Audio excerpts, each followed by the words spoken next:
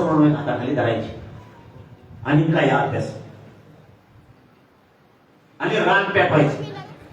आम्ही म्हणलो होतो हे टिकणारच नाही, हे नको, ते नाही पाहिजे, मग सरकारला मिळणार आणि माझ्या विरोधात छत्रपती संभाजीनगरला आंदोलन लावणार, ही यांचं षडयंत्र.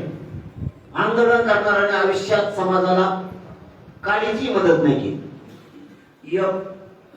प्रमाणपत्र सुद्धा नाही. मी लाखभर चालना माझ्या समाजाच्या कुटुंबात दिली असतील ना आयुष्यात येऊन, तुम्ही आयुष्यात काही दिलंच नाही. तुमच्यात कायम बदल होत राहिला, तुमच्या संसारात कायम बदल होत राहिला. मी माझ्या मराठ्यांच्या समाजाच्या संसारात बदल केला, माझ्या संसारात नाही. आणि हे कुठंच खपत नाही. पण मला ही गोष्ट पक्की माहित झाली की बावनकुळ्यांनी पत्र दिलं, आरंभला आता गाठला. नियती मराठ्यांच्या बाजूने. यांनी किती डाव टाकले नाही यशस्वी. शेवटच्या डावाला फडणवीसांचा आहे की दोन भागात केलेले वेगळे हल्ले अमक तमक. आता शेवटचं आपण नाही म्हणत का स्लो पॉयझन,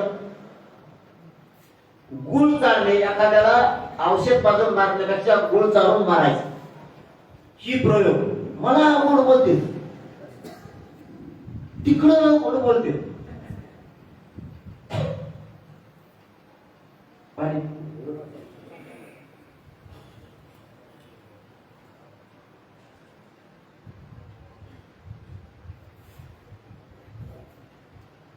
दोन्ही कडून प्रयोग चालू. फक्त कळून द्यायला काय चाललं. गिअर मध्ये कसं घ्यायचं ना, ही सिस्टम पुरी लावली गेली. शेवटच्या क्षणाला बोलून सांगतो, शेवटच्या क्षणाला जमलं तर समाज विरोधात जाईल माझ्या, नाही जमलं तर देऊ आरक्षण मराठ्याला. ही डाव द्या नियती मराठ्यांच्या बाजूला. मला मिळायला लागला पत्र रद्द करायला, नोंदी रद्द करायला पत्र दिलं. मग मी काय लय सोयीचा नाही. अधिकाऱ्याला म्हणलं भाऊ पत्र कोणचं आहे, त्याला भेऊ सरकारच, मग भेऊ मी लय शहाणा नाही. असं त्याचं सापडलं ते. आणि बावनकुळेचं पत्र बावनकुळेच्याच ऑफिस मधून हाताला आलं. मग मला बावनकुळे बी किती पुढचा आहे. तो केलं परळीच्या लाभार्थी टोळीसाठी हे काम. आम्हाला मराठ्यांना माहितच नव्हतं की तू त्या लाभार्थी टोळीला जॉईन आहे म्हणून.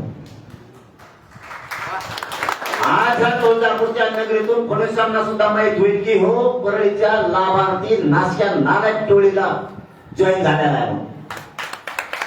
फडणवीसांना सुद्धा आज माहित होईल. हे त्या टोळीसाठी त्यांनी काम केलं.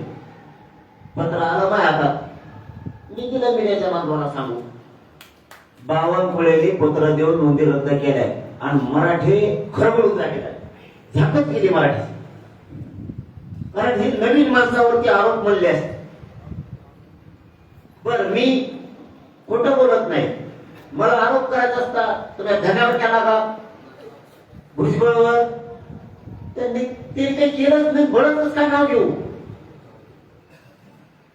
ज्यांनी केलं त्याच. बावनकुळेचं पत्र मराठ्यांनी बघितलं. तुम्ही बघितलं सगळ्यांनी,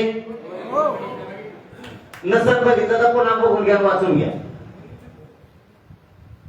मग मी काय चुकीचं बोलतो. भाजप मधल्या एकाही मराठ्यांच्या पोराचं पोरीचं या कुणबी प्रमाणपत्रामुळे कल्याण होणार नाही का? शिवसेनेच्या एकाही पोराचं पोरीचं कल्याण होणार नाही का?